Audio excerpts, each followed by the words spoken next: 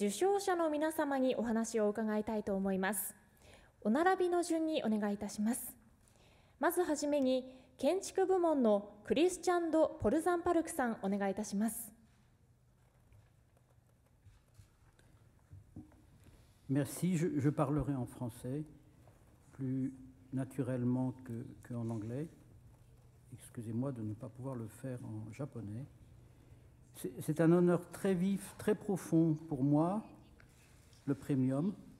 Il vient confirmer, peut-être couronner, des années de passion, de travail, de lutte aussi, parce que pour imposer, pour réussir à faire ce qu'on fait, c'est souvent une petite guerre ou une grande guerre. Je pense que ça relance une énergie très forte chez moi sur ce que j'ai fait en architecture et en urbanisme. Je suis très ému que le Japon vienne remarquer cela et le souligner. Il y a eu des rapports, des relations entre l'Europe et le Japon, entre la France et le Japon, qui ont été très vives, très vivantes, très passionnantes. Et quand j'ai commencé à travailler comme architecte, c'était le Japon qui était le centre de l'architecture mondiale. C'était ici qu'il y avait les publications les plus importantes. Mes premiers projets ont été publiés ici au Japon et non pas en France. C'était assez surprenant et étonnant. Cette relation m'a conduit à venir pour des expositions, des colloques que nous avons eus à propos des grands travaux de l'époque Mitterrand.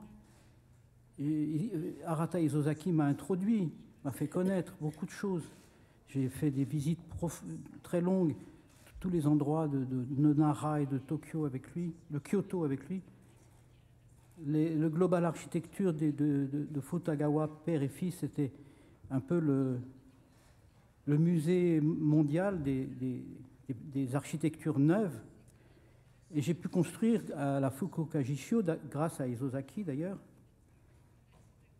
Je pense que c'est parce qu'il y avait entre la France et le Japon le partage d'une très profonde culture, une tradition ancienne, doublée d'un appétit et d'une invention et d'une créativité moderne, d'une modernité. Et on peut dire que l'époque Meiji, qui annonce cela au Japon, elle est parallèle à ce qui se passe à la fin du XIXe siècle en France, au milieu, on voit apparaître Baudelaire, Manet, les impressionnistes, et la culture, et aussi cette époque industrielle. Et je pense que c'est cette relation entre tradition et modernité, peut-être que souvent nous sommes venus, nous, essayer de comprendre au Japon comme un modèle, comme un exemple. Alors je suis très heureux et ému, et je voudrais dire à l'occasion de ce prix tout ce que je dois à Elisabeth, mon épouse. Nous menons chacun nos œuvres distinctes, nos travaux distincts, nos concours, nos chantiers, côte à côte, mais sans elle, je suis sûr que je ne serais pas ce que je suis. Je voudrais remercier donc le Japan Art Association et plus lointainement le prince Takamatsu qui a eu cette idée formidable pour l'empereur d'inventer ce prix qui est une relation mondiale de fraternité, d'intelligence et ouverte sur le futur. Merci.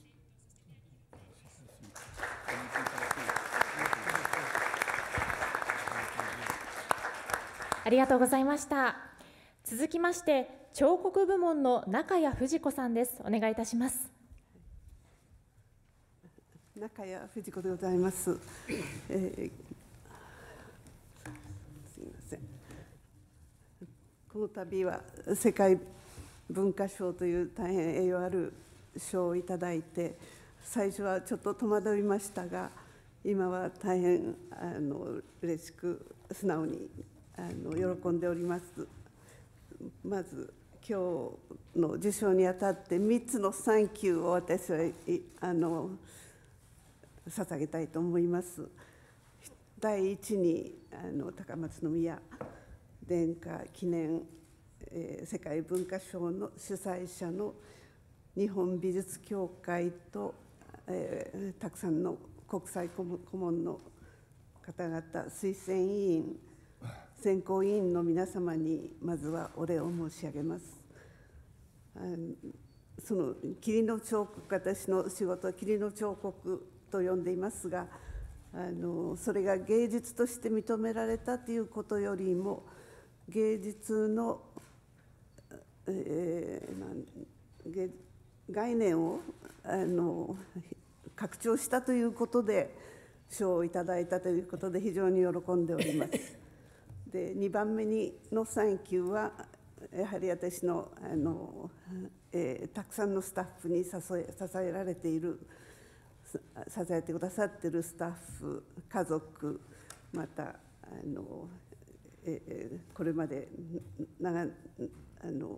常に私は温かく見守ってサポートしてくださったたくさんの友人に心からお礼を申し上げます。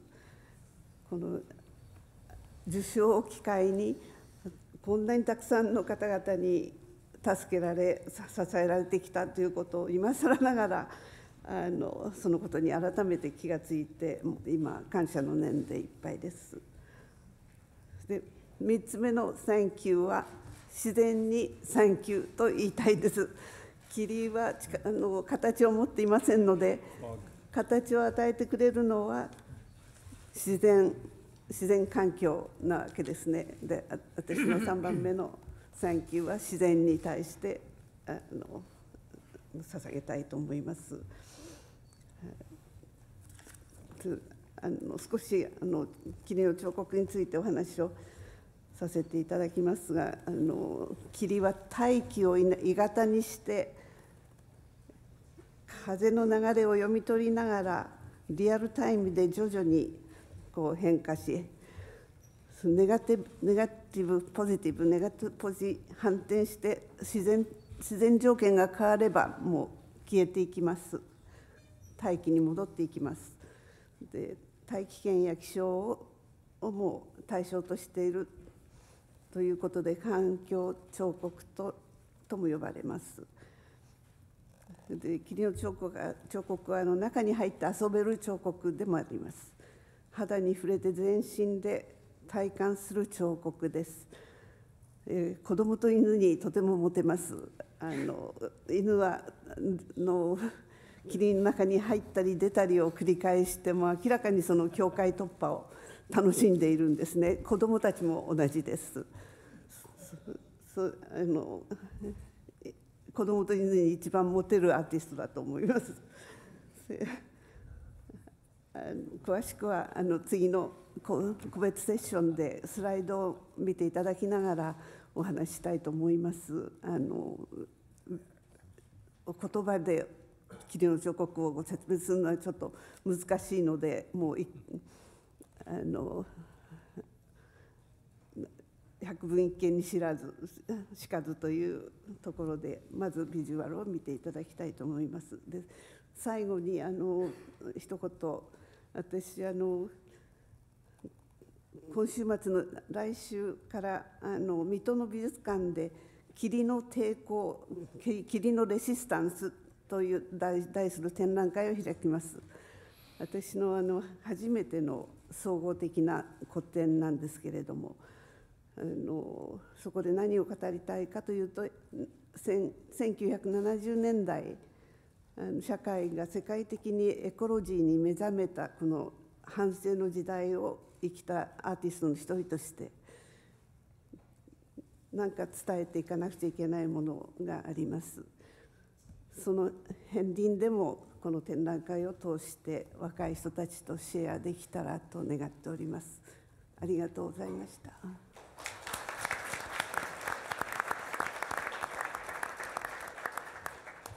ありがとうございました。続きまして演劇映像部門のカトリーヌ・ドヌーブさん、お願いいたします。Bonjour. Moi, j'ai devant moi une page blanche. Je n'ai rien écrit parce que je ne savais pas, parce que moi, je suis actrice et en général, une conférence de presse, ce n'est pas une présentation, ce sont des journalistes qui posent des questions et moi qui réponds.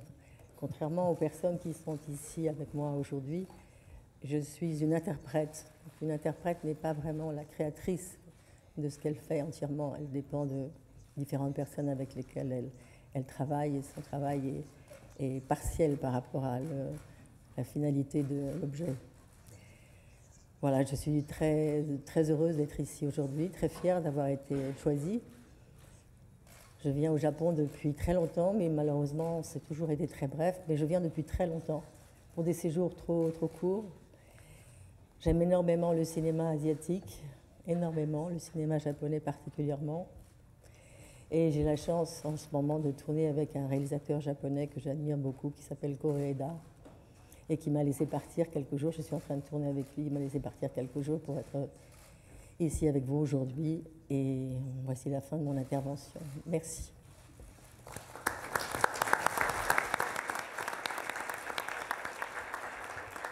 ありがとうございました。続きまして絵画部門ピエール・アレシンスキーさんの代理ミシェル・ドラゲさんにアレシンスキーさんからのメッセージを代読していただきます。ドラゲさん、お願いいたします。Merci à tous. Si Madame Deneuve, de manière très modeste, retranche une grande partie de ses qualités derrière le masque de l'interprète, moi je dois me réfugier derrière celui de la doublure. Donc c'est assez, c'est encore pire comme émotion. En effet, Pierre Eleschinski, ce jeune peintre de 91 ans, je peux dire 91 puisqu'il a été fraîchement naturalisé, je crois que ça fait d'ailleurs plaisir au président Raffarin, et il n'a pas pu être avec nous aujourd'hui, et il m'a chargé de vous dire combien il est heureux d'être en 2018 l'un des 5 récipiendaires du Premium Impérial. À Paris, c'est le peintre chinois Wallace Singh qui l'encouragea à s'embarquer pour le Japon en 1955. Un peintre parisien d'adoption, Tabushi Yase, lui organisa une exposition non loin de Ginza et le présenta au lecteur de Geijitsu Shinsho. À Montparnasse, chez un surréaliste des années 30, Jacques Herold, le jeune Eleschinski avait déjà rencontré Okamoto Taro. À Tokyo, Okamoto lui fit un cadeau de bienvenue, un encrier de pierre, et le présenta à 2 immenses personnalités, Teshigara Sofu et Tange Kenzo. Des années plus tard, venu à Paris pour la dernière fois, Okamoto lui précisera « c'était l'encrier de mon père ». Pour filmer un documentaire sur la calligraphie japonaise, Eleschinski engagea un caméraman rencontré au Press Club de Tokyo, Ferenc Ár, un Hongrois qui avait fui l'Europe en 1940 par la voie maritime Marseille-Yokohama qu'Eleschinski lui-même avait emprunté. La veuve d'Osawa Gakyu lui offrit plusieurs chefs-d'œuvre, des calligraphies de son défunt mari et une encre à 2 pinceaux d'Osawa et Munakata Chiko. Observation: s'approchant au plus près du rectangle de bois, le nez du maître graveur, chaussé de lunettes, semblait suivre toutes les évolutions du burin.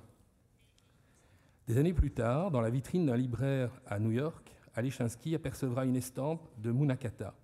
Les lunettes sont tombées sur le ventre nu de la dame qui posait. Shinoda Toko lui fit cadeau d'un pinceau d'adieu, Morita Shiryu aussi, un pinceau magique.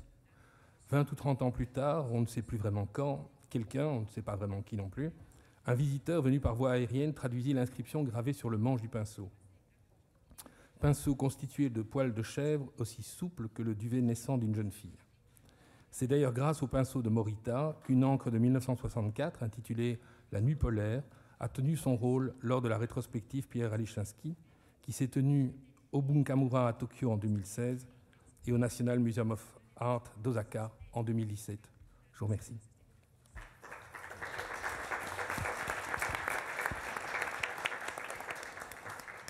ありがとうございました。